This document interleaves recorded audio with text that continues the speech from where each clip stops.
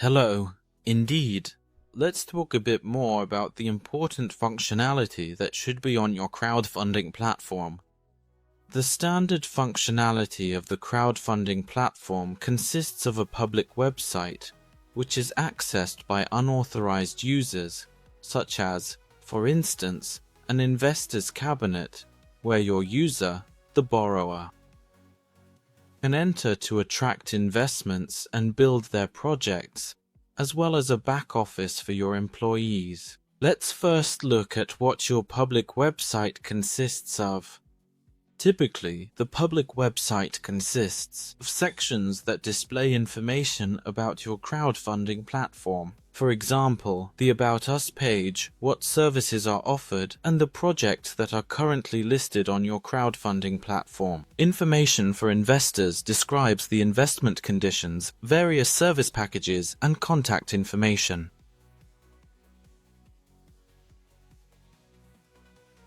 When the user clicks Invest or navigates to the investor's cabinet, they enter an authorized area where they need to register and log in. In this case, a relatively simple design has been chosen. The design can be absolutely anything you need. Therefore, the visual presentation varies completely from client to client. Both the promotional website and the investor's cabinet always have a unique appearance. We recommend always making the investor's cabinet a separate subdomain. If your website is crowdfunding.com, make the investor cabinet my.crowdfunding.com or account.crowdfunding.com, transport.com or account.crowdfunding.com. Why so? Because if you are going to develop a new investor's cabinet, you will need some address where you can upload this new version and test it. If it shows you, based on both tests, that the new version is better, then you will be able to replace the main address with the new website address. You may want to create a different website address for VIP clients along with their own cabinet. All of this allows you to separate this functionality into different boxes and not mix them together. The same goes for the promotional website. You can have several different types of addresses. For example, your home address on crowdfunding.com displays one public website, while partner.crowdfunding.com may show another site with different information and more specialized data. Let's now take a detailed look at what a typical investor's cabinet typically consists of. The main functionality begins with registration, meaning that the user registers, and the first thing they want to do is familiarize themselves with the projects available on the crowdfunding platform. We recommend not to burden this with additional data, meaning that users should not be required to confirm their email or undergo identification before they receive information and then decide whether they want to provide you with more data or not. Let's see how this looks. Let's say, for example, he visits this website and chooses to select to invest from the available options in the menu. On this page, we see the projects that are already listed on the crowdfunding platform, and we can read about their progress. Here, the basic indicators are visible, and you can download a brief sheet with all the key information about the project, as well as the agreement on the basics.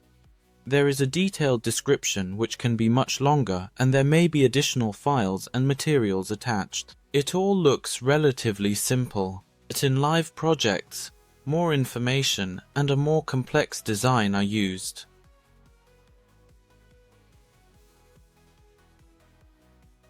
To invest money, a person must undergo the identification procedure.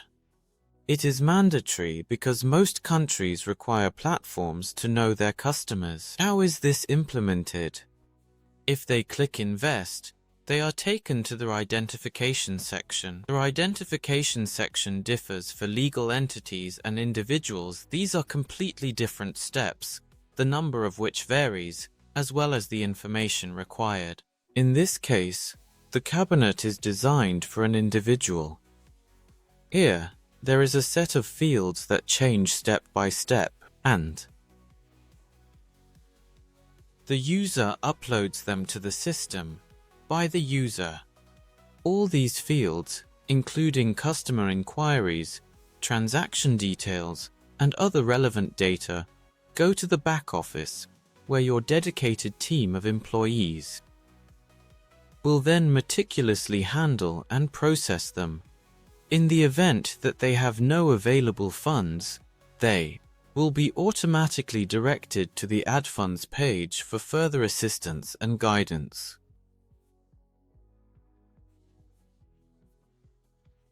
Add funds for full balance. It may be called something else. And here there will be a condition inserted on how it can be for full balance. In this case, it is through a virtual bank because the system was prepared for Lennonway. This is a European payment service provider.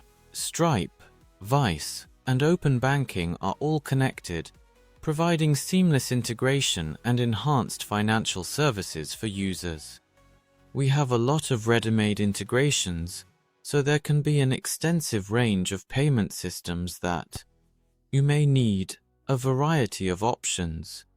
When the money arrives, users see it in their balance, able to view it in the account statements section. Presented here are the detailed account statements. Following this presentation, a new and innovative functionality becomes available, which provides users with the opportunity to invest their funds wisely and strategically. This feature is designed to enhance their financial growth and investment potential. For example, in this real estate project, we click on Invest.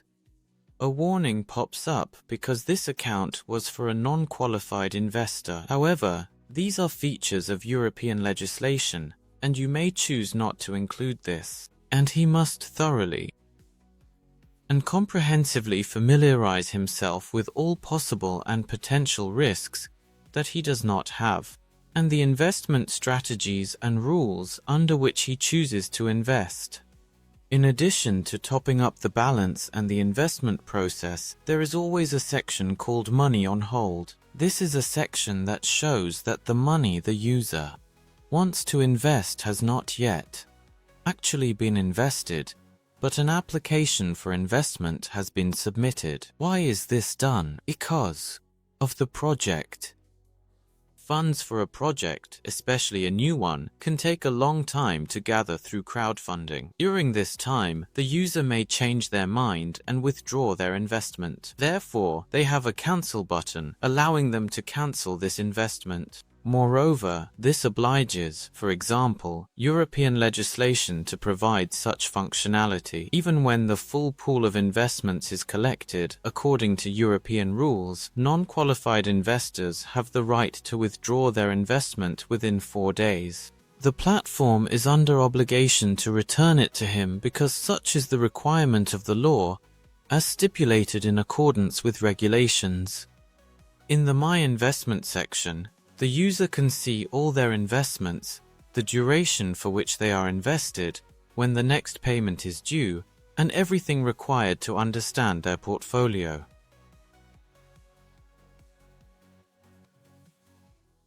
If there are any delays, he can see what penalties are being accrued, and the entire process of their collection, fines, and accruals, in general, everything related to this. If these are donations, then there is none of that. It simply shows that the money has been allocated as intended. If this is an investment in real estate, it shows which instruments the funds are invested in and the returns.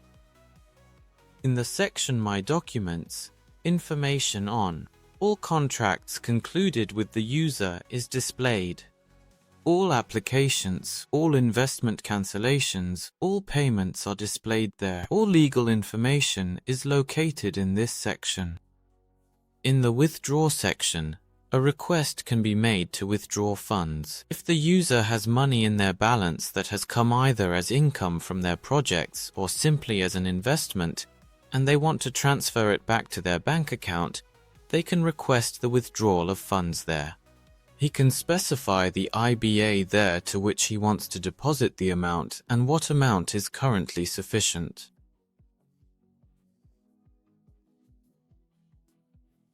You can also link a new bank account and withdraw money to it. The withdrawals section contains all money withdrawals, including when they were made, which payments were processed, and their status. They do not leave immediately. Usually, a payment is made and some status is awaited for its processing. Then the platform confirms that the payment has been made and the status changes to current. In the account, you can see all transactions. In the income statement section, all income from investments, earnings, fines, and payments are visible, and details. Most likely, all these amounts are subject to taxation in some way, so it is convenient to see them in one section.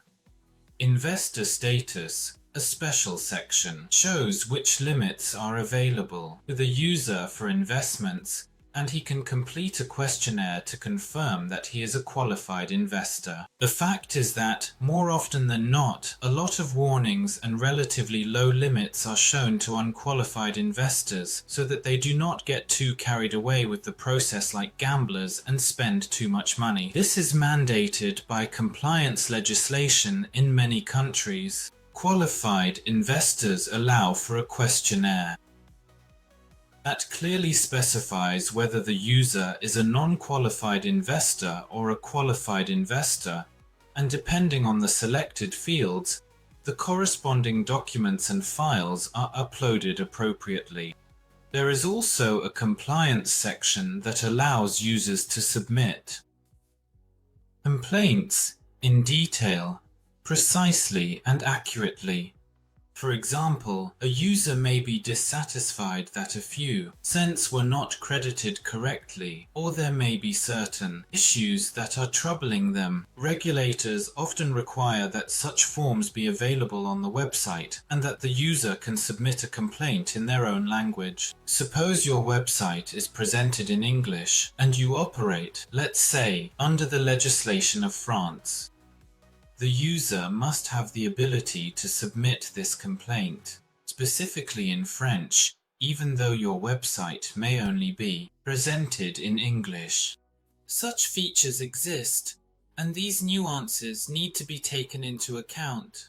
There is also often a section for invite a friend. This is a referral system that allows this investor to obtain a referral link and invite their friends to your platform. It is very convenient and enables them to earn extra money.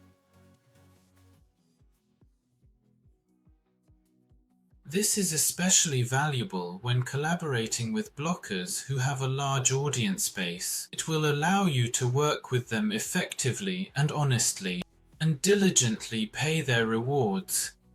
The settings section allows you to upload your avatar, change your email, and enable two-factor authentication. This includes, for example, Google identifiers of the program, as well as two-factor authentication, including via SMS, for instance. All of this is prepared and can be used by you. Now, let's move on to discussing the most complex section of the crowdfunding platform, the client's public website, investor cabinet. All of this is relatively simple. The most important and most challenging aspect of any platform that requires a huge amount of time and resources is the development of the back office.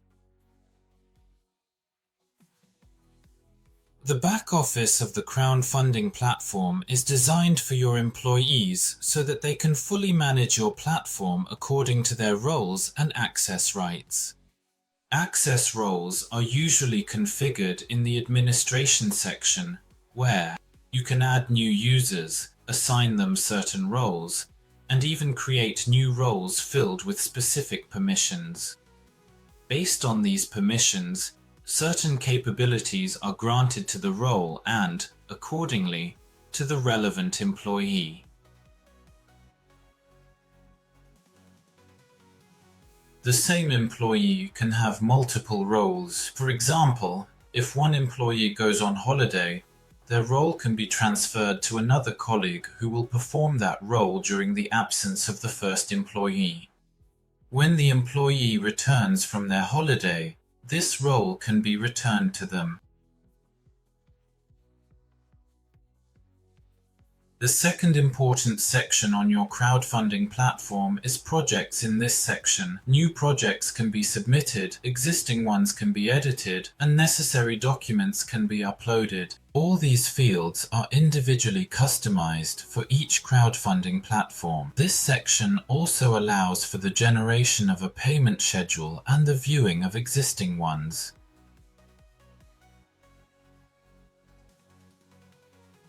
Moreover, this section specifically allows for the management of project information in different languages. That is, the project name, description, and other data are translated into the necessary languages that your crowdfunding platform operates in. The third important section on your crowdfunding platform is the email office. Here, you can see both investors and borrowers and manage their data. This is where investors gain access to investment opportunities. This section is always made in accordance with the regulations and guidelines that are accepted in your country. The next section on your crowdfunding platform is the section for the support service. In this section, this information is not available for editing, as it is in the MLCS. Moreover, many documents are hidden from the support service.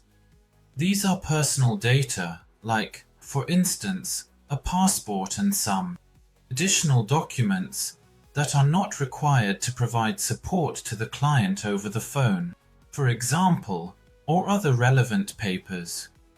The GDPR section is also a very important part, as the requirements for personal data in many countries are very high. What is it needed for? In this section, you can find any user on your crowdfunding platform and all the information known about them in your system. By law, for example, in the EU, a user can request all the information that you know about them. If he is a borrower or an investor, you will be able to find and provide this information using this section.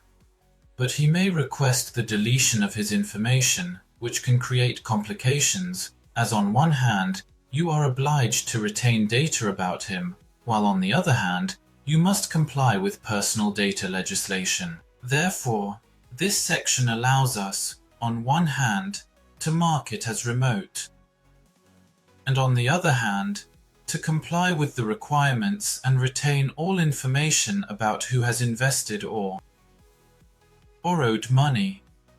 In certain specific countries, this section might not necessarily be required. The investment section allows you to see all frozen transactions. These are the funds that the investor has already realized on your crowdfunding platform. When they are gathered for the project, they will then move to the investment section where all investments can be viewed, along with their status, any delays if there are any, and any penalties if they are applied according to your rules. In general, everything related to investments will be available. The transactions section lets users see all balance top-ups and investment transactions. Unlike investments, this section specifically refers to the payments that users make for investment. Payouts are the money that a user withdraws from their balances in the client accounts. Interest income allows you to see the income that your clients earn through your crowdfunding platform and other related financial activities and transactions.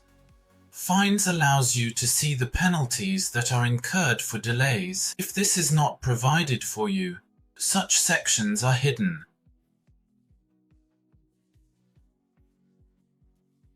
Referral income is the referral income that is credited to users of your platform through the referral program.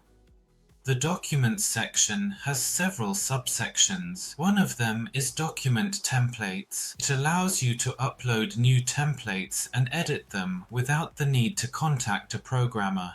This includes, for example, a loan agreement or an investment application, such as, which will be effective from the 1st of January of the following year. The previous document template will cease to be valid on the 31st of December by day end.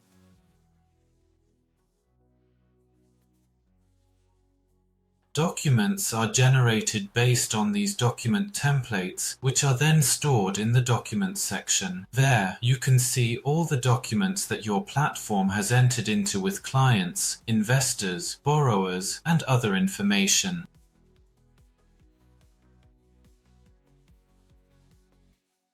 There is also a section for notification templates. Notifications are alerts that can be sent via SMS, push notification, or email. All these emails or SMS messages can be configured right here, inserting tags where automatic data will be placed, just like with document templates. Accordingly, all notifications and alerts generated can be viewed in the notification section. Compliance allows for effectively viewing all customer complaints and responding to them.